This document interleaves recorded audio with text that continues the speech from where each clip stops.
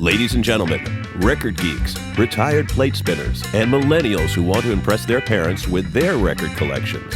Welcome to the Rhino Podcast, brought to you by Rhino Records. Get ready for new releases, deep tracks, and conversations with your favorite artists and bands, and balloons for the kiddies. And now, your hosts with the most, Rich Mahan and Dennis the Menace. This episode of the Rhino Podcast is part 2 of our conversation with the great Linda Ronstadt. Stick around. It's so easy to fall in love. It's so easy to fall in love. People tell me love's for fools. But here I go, breaking all the rules. It seems so easy. It's so easy. It's so easy. It's so easy. So doggone easy. It's so easy. It's so easy. It's so easy. It's so easy. It's so easy. Hey, Rich. Hey, Dennis, we've got the second part of your conversation with Linda Ronstadt in this episode of the Rhino Podcast. What do you guys cover in this one? Oh, man, this is a treat. This is kind of, to use a term that's used in films, it's kind of a biopic. We start in Tucson and we make our way through Los Angeles. And a lot of the stories that you're expecting to hear, you're going to hear them direct from Linda with no filter. Gotta love that. I love music history like this. I just eat it up. She does not lack opinions. She does not lack stories. And the energy with which they're told is just captivating. Not to mention, she is Linda Ronstadt. So to sit there and hear these stories firsthand and for the audience to hear them, it's a treat would be an understatement. And you got to visit her at her house, correct, in San Francisco? Yes, indeed. In San Francisco with her cat at our side. I can't even describe how wonderful it was. What was it like to walk into her house? You know, when you knock on the door, your level of anticipation is incredible. And within milliseconds, I just felt like I was hanging out with a friend. Oh, how cool. She is rock and roll royalty, but she absolutely positively doesn't act it. However, when she has something to say, she knows her stuff. And I'm not talking just singing. I'm talking technical and music and all sorts of really deep stuff. And that is why she is Linda Ronstadt. I've had bad dreams too many times to think that they don't mean much anymore. I alluded to this early on, but this is kind of what I figured out. And you'll either tell me I'm wrong or not. But there are very few artists that are interpreters of songs. And that's kind of what I came up with, is when I was really thinking about what you've done all this time, you took songs and you made them yours. You interpreted them. You know, Sinatra did that. You know, the number of people I can count on maybe both my hands that have taken so many songs and made them theirs and interpreted them. Do you buy that? Because you weren't a songwriter, right? You didn't write songs, but you certainly knew how to look at a song and you had some sort of internal clock that said, yeah, I want to sing this one. It would be something that would resonate in me. There'd be a line or a verse that said exactly how I felt at the time. And maybe a week later, it'd be something else. Be about something else. But songs with images that you can keep generating, like tarot card imagery. It brings something out of your unconscious, you know. Bob Dylan does that. Yes. And you talked about voicing. You used the word voicing. So can you describe for people what voicing is? Well, in the chords, it's where you could have a D chord with a D on the bottom or on the top, or a chord with an extra note in it that isn't always there. Like certain things about your life are covered in a paragraph. Tucson growing up, really multicultural atmosphere. Tell me about that. Oh my God, it was so multicultural. Like the ultimate melting pot, right? We had a big population of Chinese people who had fled the genocide in Mexico because they were starting to compete for jobs and women in Mexico. So they had this thing called the 3-day trip to China where they would load up a bunch of Chinese people on the boat. Wow. Go out a day and a half from the port, dump them overboard, and turn around and come back. So they'd go 3 days out and come back. And they were doing that systematically through the Chinese community. So they fled for their lives. Wound up in Arizona, where they started vegetable farms and markets. And then the next generation, they're all doctors and lawyers, and they were gone. They were the nicest people. I loved them. And then there were the Indians, the Yaqui, that had fled Mexican persecution also and genocide. And they lived up as an independent community. They never signed a treaty with anybody. They just were still doing what they've been doing for thousands of years. And then there were a lot of Mexicans, of which I was one, Mexican Americans. And we had a really sturdy Jewish community. I love that more than here. You can get better delis in Tucson than you can get here. I will vouch for that. And there was a Greek population. It was everything, you know. Okay, so you have this melting pot, and you're growing up, and when you turned on the radio. Oh, the radio was wild open then, because there were all these Mexican stations we could get, and they were really great. They played all different kind of music. And then there were all these country western stations that played gospel, white gospel in the night, and white gospel on Sundays. And then we'd get these R&B stations. They're called race records then. They play race records. And we could hear all that. That came from Louisiana and from XERB, Del Rio, Texas, XERF. There was another station in Del Rio that Wolfman Jack was on. Yeah, that was XERF. It was? Del Rio, Texas, yeah. Wow. XERB, and he came over to California at some point and went to XERB. Right. But we heard the Wolfman Man before he was even, you know. Before anybody knew who he was. Yeah. So you had Top 40. So all of this. A lot of rhythm and blues we listened to.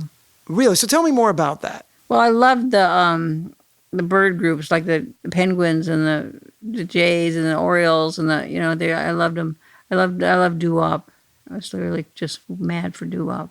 You could get those stations that were really far away. You could get better reception at night when the other stations just signed off. So we'd stay up really late to hear them. Earth Angel was the first. Earth Angel was the Penguins. That was the first doo-wop record I bought. Wow. Had Hey Senorita on the other side. Okay, so doo-wop got into your head. And around the house? We used to harmonize, my sister and brother and I. We'd sing doo-wop, we'd sing soap commercials, we'd sing anything that came into our heads. Because we could harmonize together. Wow. Very naturally. Was there a moment that your parents realized that you weren't going to be leading the typical life? Everybody sang in the family, so it wasn't considered as anything special. My cousins all sang. And well, you know, not professionally, but well, gifted amateurs, you call them. But where was that sea change where you were? At what age did you go, you know, I'm not going to become an accountant. I'm not going to become a lawyer. I'm not going to become... As soon as I heard Joan Baez. Tell me more about that. Well, she killed me. She is so responsible for launching a lot of singing careers, I think. Her focus was so clean and pure. And she was such a skilled musician. You know, she recorded this song called Mary Hamilton. It has 900 verses. It's just her and the guitar. And she keeps it interesting all the way through because she changes varies her guitar. She has incredible dynamics. She has, of course, that golden voice that's just beautiful. And a real purity of intention. And it was just shocking. When I heard that, I said, that's what I want to do. I want to, not what she was doing, but I want to do something that makes me feel like that. What age did you realize you weren't going to, and I know you've moved back there, but what age did you realize that Tucson was too... I don't want to put words in your mouth. What was... 17. Tucson was just too confining. There weren't enough people that liked the kind of music that I liked. And I really loved folk music then. And there was a lot of it going on in Los Angeles. The Ash Grove was in full swing. You know, you could see all these people that I read about and sing out magazine, Pete Seeger and Ry Cooder. I mean, he's the first guitar player I ever heard when I went to Los Angeles. He's to this day my favorite guitar player alive.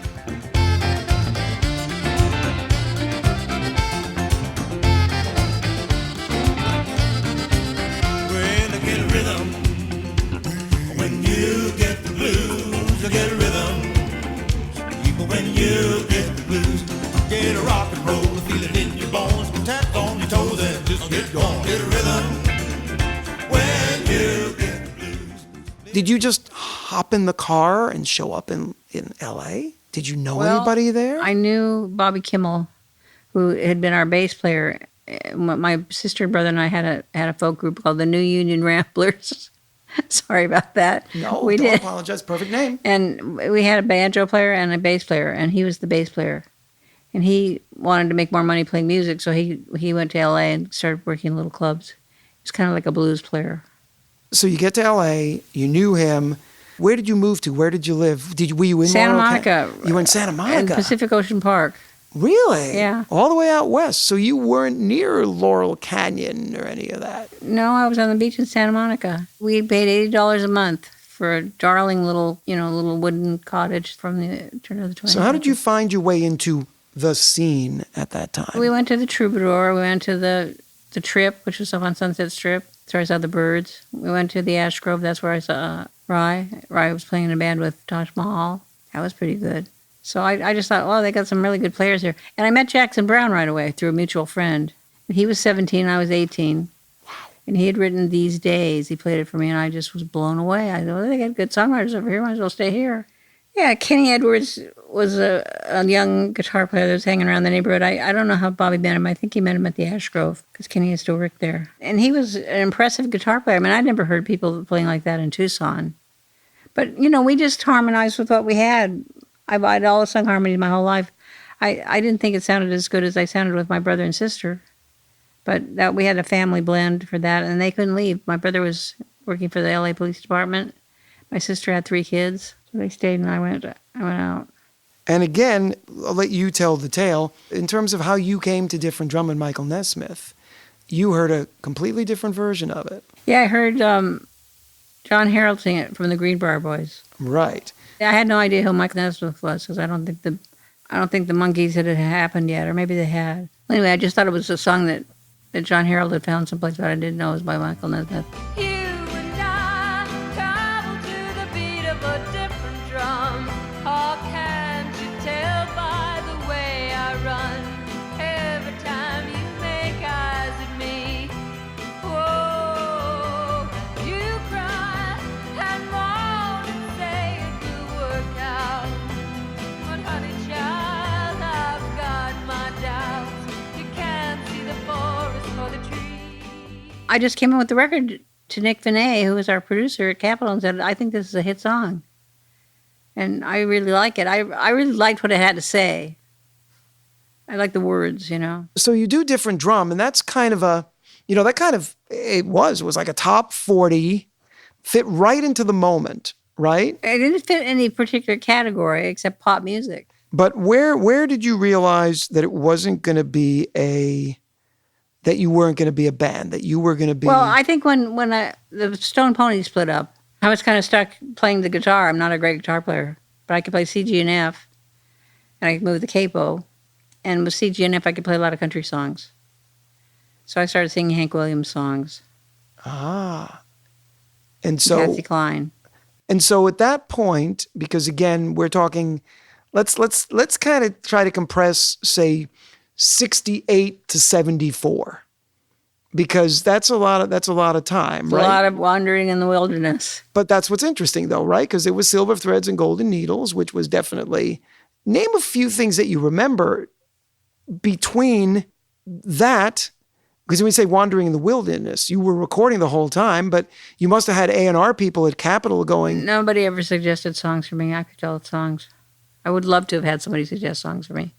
Why do you think A&R people left you alone? I don't know. I mean, think Maybe about I it. bit them on the leg. I don't know. Maybe you did. What rare artist gets away without the A&R going, hey, Linda, here's a list of songs we want you to do on your next It just record. didn't occur. It didn't happen. Bobby was writing a lot of the songs. They weren't that good, but he was writing them. I started playing clubs myself as a single artist. And I remember going up to Woodstock and meeting Eric Kaz, and I'd already met Gary White, this other good writer, and Jerry Jeff Walker, and they turned me on to the McGarrigle sisters. So I came home with all these songs and not a really sympathetic producer, John Whelan tried to help me a little bit, but... Tell me more about the not sympathetic producer. When you say not sympathetic, meaning that he didn't get what you were trying to do? I didn't get what I was trying to do was the problem. Oh, you couldn't get him I had to an give you the idea, sound. but I couldn't quite pull it off. I didn't have the technique to pull it off. And he was trying to help me, but he was trying to help me in another direction. So where was he taking you? Was he taking you bigger? He would like take me into Muscle Shoals. My singing style is more influenced by Mexican music than anything. Interesting. My vocal production and my phrasing. Back to Glenn and Don and those guys. Where did they fall into the mix? Well, they came later. Let's see. Well, I remember I lived in Topanga Canyon. I had my album cover called Hand Sewn Homegrown in front of this little abandoned stone cottage that I wanted to live in. I had another hit. I had Long, Long Time as a hit. Yep. And that kept me going. And I went on a lot of television shows, which I hated. And then we played colleges because I had these 2 little hits. But it wasn't until You're No Good that I finally felt that I had arrived on the scene. When did you know that your backing band was no longer going to be your backing band and that they were going to go on their own and suddenly right become away. the Eagles? Don and Glenn were rooming together. On my tour, I had Don and Glenn. They roomed together on the road because we couldn't afford a room for everybody, so everybody had to double up. And they started writing songs together. And they said, we like writing songs together, like singing together, we're going to form a band. I said, great, we have some suggestions for the band, because I was dying to get Bernie Ledden back in the band. I said, while you're getting your songs together and getting a record deal and waiting for it to get released, I have gigs, so stay with me, I'll have a good band, and you'll be working on your project. So Their projects, yeah. So we got Bernie Ledden and Randy Meisner, yeah. Randy Meisner, yeah. Randy Meisner was John Boylan's idea, and Bernie was my idea. And they loved him. When we introduced him, they I remember they sat down. Bernie had written Witchy Woman with Don. I think he and Don wrote that. They came over to my house. I was living with John David Souther. We went out to the movies so they could have some time alone. We came back, and they'd been singing in the same room all afternoon, a real resonant room. So they'd really gotten their voices tuned into each other. And they got their harmonies all organized, 4-part harmony.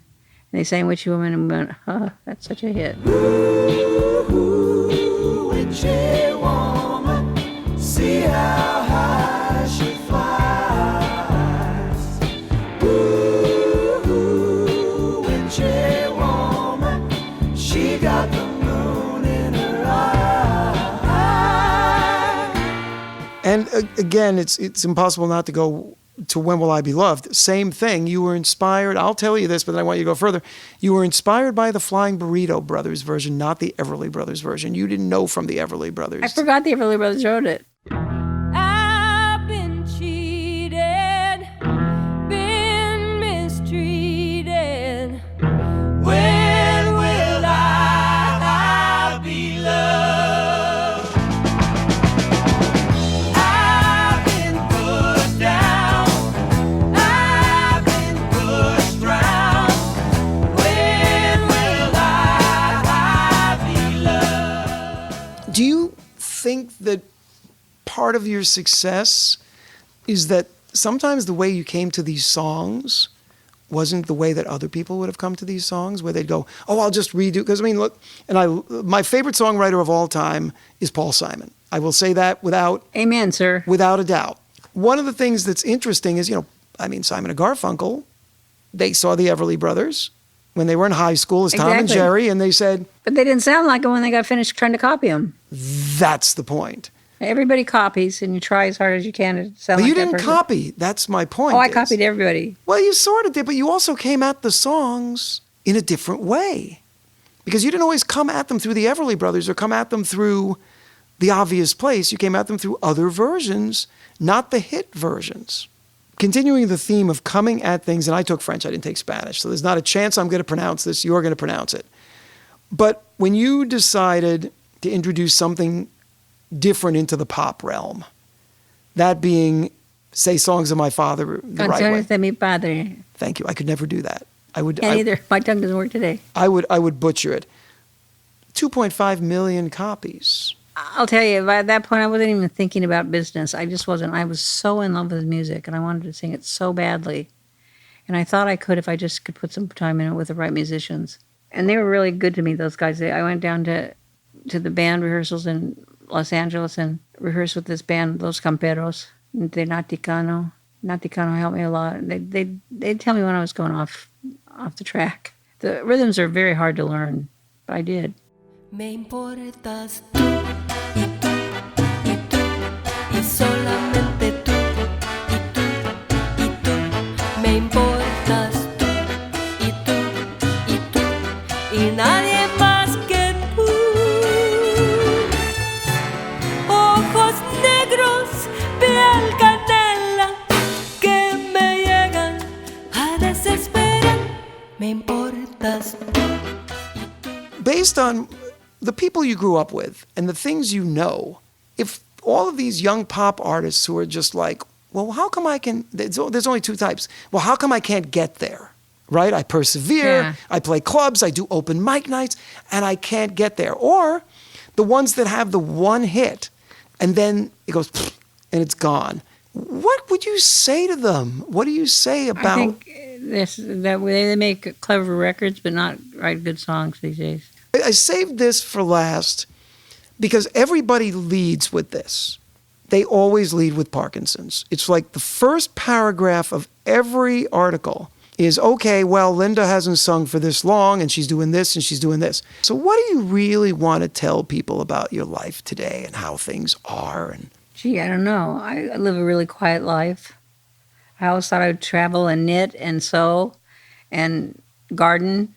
And when I retired, I can't do any of those things. But I can still read. That's nice. what are you reading? Linda Greenhouse's book about journalism. Oh, so tell me about that. Well, she's the best writer on the Supreme Court. She's written on the Supreme Court for the New York Times for Wow. years and years. She's really good, very precise. Yeah, and she's writing about attitudes of journalism, like whether journalists should be allowed to have an opinion, whether they should even vote in order to show that they're disinterested and that they're fair-minded. Well, aren't these appropriate times for that discussion? Yeah. You know, when you wake up in the morning, there's still lots of things that drive you, obviously. Well, the need to sleep and the need to drink tea is one of them. The need to feed the cat. For people who are listening to this, and particularly people who might be discovering your music through this, you know, through all of these releases for the Well- first time, what do you want them to know? I don't want to go the Zen way, but what do you? Well, my involvement with music is first with my family because my nephews are professional musicians and they play. And they come over here and stay with me when they perform here, and I get to hear them rehearse in the living room, and that's fun. But I also work with this little cultural group called the Sensontles. They're over in Richmond, across the bridge in Richmond, and they run about 300 kids through their little facility a week, ages 8 to or 6 even to 19, and they teach them how to really play traditional Mexican instruments, the jarana, the violin, the guitar, the jawbone. You know, they teach them all the percussions. They teach them Mexican music from all different regions, Yucatan, Veracruz. They were so good. I was out on the road with my big show at that time, and I know traditional Mexican dancing. They were good. And I know playing the rhythms are just wicked, you know. So I gave them the money to make their field trip, and we become friends since then. Oh. But I've introduced them to Ry Cooder, who just fell in love with them. Wow. Jackson Brown, who went and wrote a song with them, plays with them all the time now. David Hidalgo from the Los Lobos records with them on a regular basis. So if I could sing, I would be over there learning from those kids. That's what I would be doing. Wow. But I can still learn a lot from them. I can sing in my head, and I can listen to the rhythms and internalize them. Faithless love, where did I go wrong? Was it telling stories in a heartbreak song, where nobody's right and nobody was wrong? Faithless love. I really enjoyed your conversation with Linda. There's so much that she shed light on. I feel like I know so much more about her career and what made her the person that she is and the artist that she is now. What you learn is this is a woman who earned everything that she got in her career, and she worked hard for it.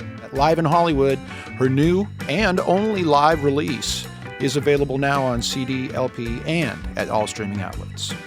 And as always, folks, if you haven't already, please hit that subscribe button so you don't miss the next Rhino Cast. Executive producers for Rhino, John Hughes and Lauren Goldberg. Produced for Rhino by Pop Cult and Rich Mahan Promotions, all rights reserved.